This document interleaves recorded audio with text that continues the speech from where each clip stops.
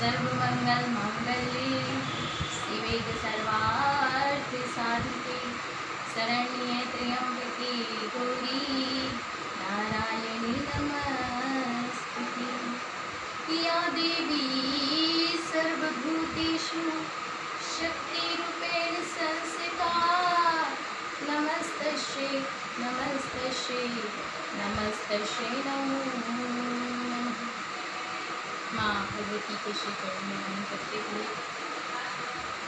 आज विश्व हिंदू परिषद बजरंग दल कार्यकर्ता पदाधिकारी युवा सभी बड़े भैया और नगर से पधारे सभी गणमान्य नागरिक, धरती का भार अपने साथ लेकर के चलने वाले, समाज को मूल दिशा दिखाने वाली एवं सर्वाधिक संस्कार देने वाली हमारी सभी माता और बहनों, देखो हम सभी उत्सव मनाते हैं। हमारे समाज में बहुत अच्छे अच्छे उत्सव हैं। हम होली मनाते हैं, दीपावली मनाते हैं, चाहे वो मकर संक्रांति हो, चाहे वो रक्षाबंधन हो, चाहे वो नवरात्रि हो या फिर विजयादशमी। और ये जो त्यौहार आते हैं ना, ये हमें कुछ ना कुछ सिखा के अवश्य जाते हैं। इन त्योहारों को मनाने के लिए कोई ना कोई हेतु आवश्यक होता है, हमारे प्रेरित करने के लिए, हमें प्रेरणा देने के लिए। हमारे पूर्वज जो है उन्होंने उत्सवों की रचना की, हमारे पूर्वजों ने उत्सवों की रचना की, तो हम त्यौहार मनाते हैं। हम विजयादशमी है, दुर्गाष्टमी है, नवरात्रा हो। अच्छा, दुर्गा जी की पूजा क्यों की जाती है? नवरात्रि में दुर्गा जी की पूजा करते हैं, लेकिन ये दुर्गा पूजा क्यों की जाती है? तो शायद ही बहुत कम लोगों को पता होगा कि माँ दुर्गा जी की पूजा क्यों की जाती है और माता रानी के 9 दिन तक पूजा क्यों की जाती है। तो उस समय की बात में जब देवताओं पर राक्षसों का युद्ध चल रहा था, देवता राक्षसों को पराजित नहीं कर पा रहे थे, तो ऐसी विषम परिस्थिति में क्या हुआ कि हमारे जो त्रिदेव ब्रह्मा विष्णु महेश तीनों ने अपनी शक्ति दी और दुर्गा माता जी को खड़ा किया। दुर्गा माता जी ने शुंभ निशुंभ को मारा है, दुर्गा माता जी ने मधुकेटक को मारा है, दुर्गा माता जी ने महिषासुर का वध किया है। और चाहे सृष्टि जब से बनी है और सृष्टि जब तक रहेगी तब तक ये युद्ध चलता रहेगा, चाहे वो दैत्यों का, दानवों का और देवताओं का युद्ध भी चलता रहेगा, अन्याय, अत्याचारी और सज्जन पुरुषों का युद्ध भी चलता रहेगा, सज्जन और दुर्जन लोगों का युद्ध भी चलता रहेगा, आतंकवादी और देश प्रेमी लोगों का युद्ध भी चलता रहेगा। ये युद्ध चलता ही रहेगा जब से सृष्टि बनी है, और जब तक सृष्टि रहेगी इन लोगों का, अच्छाई और बुराई दोनों का हमेशा आपस में युद्ध चलता रहेगा। तो 9 दिन तक हमारी जो दुर्गा माता है, 9 देवियों के रूप में उन्होंने दुष्टों का संहार किया है, इसलिए हम 9 दिन तक 9 ही देवी को नवरात्रि उत्सव के रूप में हम मनाते हैं। नवरात्रि का बड़ा पावन दिन है और ऐसी विषम परिस्थिति आज ही नहीं उस समय भी थी। तब आज से 8,80,202 वर्ष पहले भी ऐसी स्थिति बनी थी, जब उस समय भी देश की स्थिति ठीक नहीं थी। जब हमारे राम जी पैदा हुए थे उस समय देश की स्थिति बिल्कुल भी अच्छी नहीं थी जिस समय राम जी पैदा हुए थे। आप देख लो, जैसे आजकल पाकिस्तानी आतंकवादियों का अड्डा है ना, उसी प्रकार लंका भी आतंकवादियों का अड्डा था और उसके नेता थे हमारे रावण। तो जो आतंकवादी का अड्डा था, अब आतंकवादी भारत में घुसने लगे आए। आप सबको शायद पता होगा, आप सबने कथा वगैरह सुनी होगी। तो सबसे पहले आतंकवादी कहाँ है? बोले नासिक। आपने खरदूषण को देखा होगा, तारका को देखा होगा, और सुभाव, मारीच, बालिक, ये सब अगर आज की भाषा में हम कहें ना तो उस समय के आतंकवादी कहलाते थे, आतंकवादी। आज की भाषा में अगर हम कहें तो उस समय के आतंकवादी मान लो इनको। तो आतंकवादी भारत में आए, अब संतों को चिंता होने लगी। आतंकवादी क्या करते थे? ये संतों को पूजा नहीं करने देते थे। गौ माता की स्थिति उस समय अच्छी नहीं थी, महिलाओं पर अत्याचार होता था, दुष्टों के कारण महिलाएं दुखी रहती थी। तो संतों ने सोचा कि यदि इस देश की, समाज की स्थिति बदलनी है और धर्म की रक्षा करनी है तो हमें इस देश का नक्शा बदल बाहर लाना पड़ेगा, युवकों को आगे लेकर के आना पड़ेगा। तो हमारे गौतम, अत्रि, वशिष्ठ, विश्वामित्र, ये इन लोगों ने एक सभा एकत्रित की और सभा में निर्णय लिया कि राम जी को लेकर के आना चाहिए। दशरथ जी के पास गए। दशरथ जी ने कहा, उस समय दशरथ जी भी थे, जनक जी भी थे। जनक जी ज्ञानी थे, दशरथ जी भी अयोध्या के राजा थे, उनके पास भी बड़ी सेना थी। लेकिन ये लोग क्या करते थे कि कोई मुक्ति की चिंता कर रहा है तो कोई आध्यात्मिक चिंतन में ही चिंता कर रहा है, लेकिन इनको देश समाज में क्या हो रहा है इसकी कोई परवाह नहीं थी। तो जब विश्वामित्र जी राम जी को मांगने गए, राम जी को मांगा दशरथ जी से। दशरथ जी से कहा राम जी चाहिए। दशरथ जी ने कहा क्यों, किस लिए? बोले दुष्टों का संहार करने के लिए। और किस लिए? बोले चलो मैं बड़ी सेना लेकर के चलता हूँ और अभी दुष्टों का संहार कर देता हूँ। तो विश्वामित्र जी ने साफ मना कर दिया, बोले नहीं आप नहीं, हमें तो राम चाहिए। राम जी को लेकर विश्वामित्र जी जंगल में आए। जंगल में देखा हड्डियों के ढेरों को उन्होंने देखा, हड्डियों के ढेर वहाँ पर लगे हुए थे। राम जी ने देखा, बोले कोई पशुओं का अकाल हो गया, पशुओं की इतनी सारी हड्डियाँ। तो विश्वामित्र जी ने कहा कि ये पशुओं का अकाल नहीं हुआ है, ये तो संतों की, ऋषियों की, मुनियों की, इन दुष्टों ने संहार किया है, दुष्टों ने अत्याचार किया और मांस खाते हैं ऋषि मुनियों का और हड्डियों को यहाँ इकट्ठा करके डाल देते हैं। तो उसी समय राम जी को रोष उत्पन्न हो गया कि हमारे जैसे लोगों को रहते हुए देश में ऐसी स्थिति, देश की अगर ऐसी स्थिति रहेगी तो धर्म की स्थापना कैसे होगी। तो राम जी ने कहा मैं इस देश को बदलूंगा और उन्होंने संकल्प लिया। उन्होंने अपनी दोनों भुजाओं को ऊपर उठाया और उन्होंने संकल्प लिया कि निश्चरहीन करूँ मही भुज उठाए प्रण ली।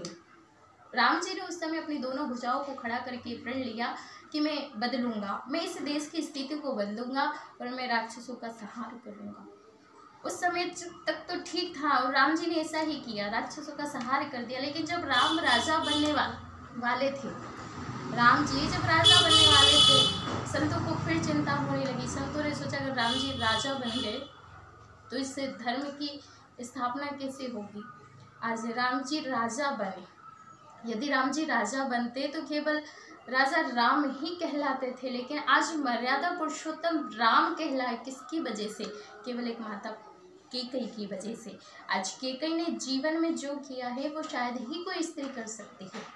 केकई से कहा गया कि तुम्हें इस पाप का भागीदारी बनना पड़ेगा, संसार में तुम्हारा कोई भी नाम नहीं लेंगे आगे चल करके।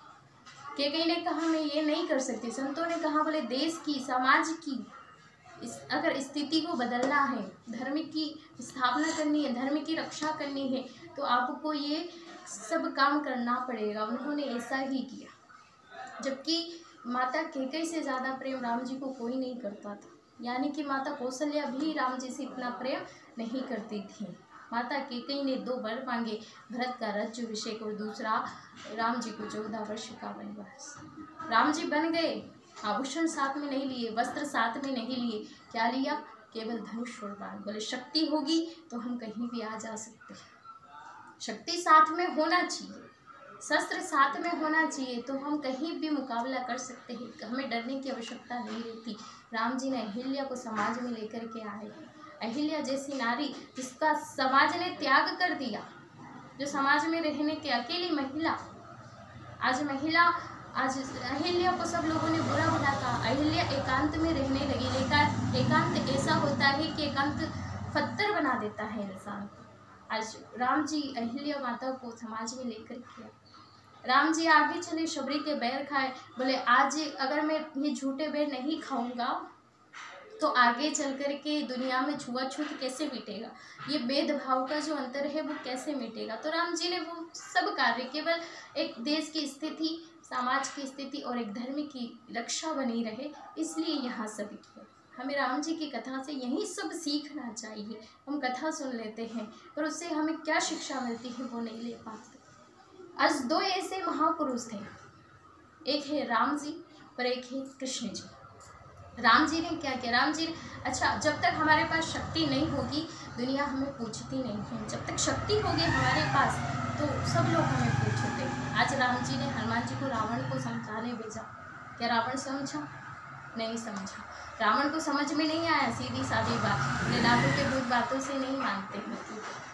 तो राम जी को समझ राम जी ने समझाने भेजा, रावण को समझ में नहीं आया, तो आखिर राम जी को क्या करना पड़ा, हथियार साथ में लिया और रावण का संहार करना पड़ा। ऐसे ही भगवान कृष्ण ने किया है। द्रौपदी का जब अपमान भरी सभा में हो रहा था, द्रौपदी ने भगवान को पुकारा है। आज वहाँ पर कर्ण जैसे महारथी, द्रोणाचार्य जी, भीष्म पितामह, बड़े बड़े वहाँ पर योद्धा बैठे हुए थे, लेकिन आज एक नारी की रक्षा के लिए आज उन सबको कुरुक्षेत्र के रण में संहार होना पड़ा, उन सबका संहार भगवान को करना पड़ा। ये भगवान राम और कृष्ण दोनों एक ऐसे थे जिन्होंने नारी के सम्मान के लिए, महिला की आत्मरक्षा के लिए ही कार्य किया, ताकि आगे चलकर यदि कोई स्त्री पर आँख उठाए, कोई स्त्री के अपमान की कोई बात हो या सम्मान की कोई बात हो, तो उस समय यह बात याद कर ली जाए।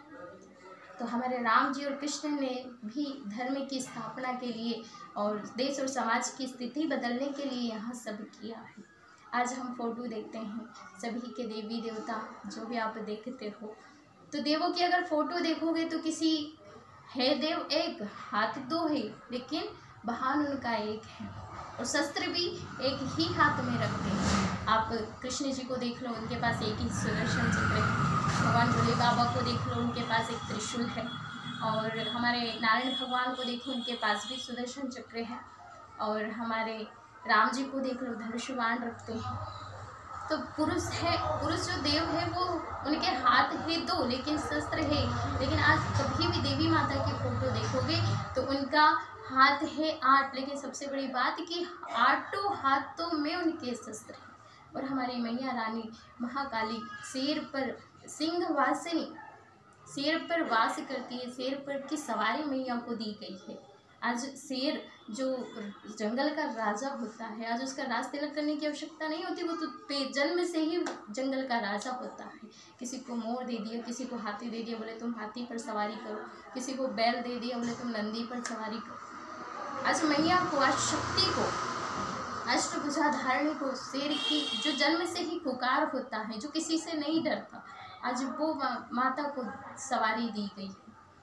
आज अगर हम देखा जाए तो रानी दुर्गावती है, रानी पद्मिनी है, जिन्होंने स्वयं दूसरे राजाओं के पास ना जाकर वहीं पर जौहर कर लिया, रानियों के साथ में वहीं पर आग में जल गई, लेकिन अपने आप को अंग्रेजों को छूने तक नहीं दिया। रानी लक्ष्मीबाई ने देश को आज़ाद कराया है। आप रानी दुर्गावती को याद कीजिए, अहिल्याबाई को याद कीजिए। तो हमारे देश में ऐसी बहुत सी नारियाँ हुई है। आज नारी के आदर्श कौन है? आज नारी के आदर्श माता सीता है। माता सीता से नारियों को कुछ सीखना चाहिए, महिलाओं को कुछ सीखना चाहिए। तो ये हमारे देश की नारियाँ। आज लव जिहाद जैसे अनेक कार्य चल रहे हैं। आज लव जिहाद की बड़ी समस्या चल रही है। सबसे बड़ा कार्य यही हो रहा है कि लोग लव जिहाद के मामले में फंस जाते हैं। हाँ, प्रेम करो, प्रेम अच्छी बात है, प्रेम ज़रूरी है, मैं भी प्रेम को मानती हूँ, पर माँ बाप से ज़्यादा ज़रूरी नहीं। आज हम फिल्में देखते हैं, फिल्मों के जो हीरो होते हैं, बोले हमारा हीरो ये है, हमारा हीरो वो है। अरे भैया, असली हीरो तो आपके घर में बैठे हुए आपके माँ पिता हैं। और ये जो फिल्मी हीरो है, ये तो केवल आपको वासनाओं के अलावा कुछ नहीं दिखाएंगे और आपके अंदर वासना ही भरेंगे, लेकिन जो आपके घर में बैठे हुए आपके माता पिता है, वो आपको उपासना सिखाएंगे, उपासना देंगे। तो ये सब एक बार अपने माता पिता की जगह खुद को रख कर देखो। लव जिहाद जैसी बुराई को हमें खत्म करना है, क्योंकि हम अष्टभुजा धारणी 8 हाथ नारी के बताए गए हैं, शक्ति को 8 हाथ दिए गए हैं, तो फिर हम ऐसी बुराई क्यों? इस सब बुराई को त्याग करना है। और शस्त्र पूजा हम लोग करते हैं, आज शस्त्र पूजा की है। ये शस्त्र पूजा तलवार सामने रख करके, ये हथियार सामने रख करके शस्त्र पूजा करते हैं। पहले क्या था कि पहले जब लोग नवरात्रि आती थी तो उस समय अपने अपने हथियार बाहर निकालते थे और उन हथियारों की सफाई करते थे। और जब विजयदशमी आती थी ना, तो उन हथियारों की सफाई करके, जब विजयदशमी आती थी तो उन शस्त्र पूजन करके और शिवोलंबी करते थे, यानी कि अपनी सीमा को और बढ़ाते थे। ऐसा काम पहले होता था। और आजकल शस्त्र निकलना बंद कर दिया है, शस्त्रों की पूजा बंद कर दी है। तो आज शस्त्रों की पूजा ही जरूरी है। जिस प्रकार हमारे परशुराम जी आगे 4 वेद लेकर के चलते थे, एक हाथ में 4 वेद लेकर के चलते थे, लेकिन पीछे जब वेदों से काम नहीं चला तो पीछे धनुष बाण भी लेकर के चलते थे। हमारे परशुराम जी शस्त्र को भी लेकर के चलते थे और शास्त्र को भी लेकर के चलते थे। और देख लो, जहाँ ज्ञान की बातें होती हैं ना, आजकल दुनिया बहुत बदल गई है। जहाँ ज्ञान की बातें होती हैं वह व्यक्ति ज्ञान नहीं समझना चाहता। जब तक शस्त्र नहीं चलेगा तब तक उसको ज्ञान की बात भी समझ में नहीं आएगी, चाहे कितना भी आप समझा लो। आज अमेरिका को देखो, आज अमेरिका के पास ज्ञान नहीं है, लेकिन अमेरिका के पास हथियार है। आज जितने भी देश हैं उन लोगों को देखो जो आगे है, उनके पास हथियार है, हथियारों की शक्ति है, इसलिए आज वो देश आगे है। आज भारत के पास इतना ज्ञान है, इतने संत हैं, इतने महात्मा, इतने सब हैं, लेकिन आज भारत फिर भी 5वें नंबर पे, क्योंकि भारत के पास हथियार नहीं, शक्ति नहीं। तो आज बस माता बहनों को यही संदेश कि दुर्गा पूजा भी इसलिए की जाती है, जैसे कि मैंने पहले बताया, शस्त्र पूजा भी ज़रूरी है, शस्त्र और शास्त्र दोनों ज़रूरी है। महिलाओं को शिक्षित होना भी बड़ा ज़रूरी है, ताकि महिला शिक्षित होकर के आगे आएगी तो हमारे देश का भविष्य अच्छे से, हमारे देश के जो आने वाली पीढ़ी है उनका भविष्य अच्छे से संवार सकती है।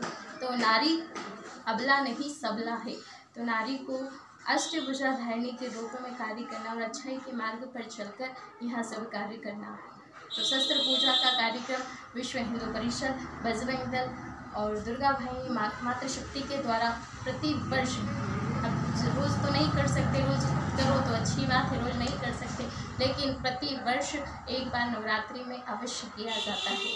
और नवरात्रि में अवश्य करो यह कार्य, और नवरात्रि में सभी मिलकर के, और यह सब शस्त्र पूजन का कार्य है, इसमें सभी भागीदारी लो। तो मेरा माता बहनों से यही कि अपनी शक्ति को जागृत करो कि हम भी दुर्गा माँ, काली माँ, कात्यायनी, हम भी माता से कम नहीं है, लेकिन अच्छाई के मार्ग पर चलते हुए आज हम अबला नहीं सबला है, और सबला ही हमको बन करके रहना है। तो इसी के साथ वाणी को विराम। एक बार सभी जयकारा लगाओ, बोले जय जय श्री राम।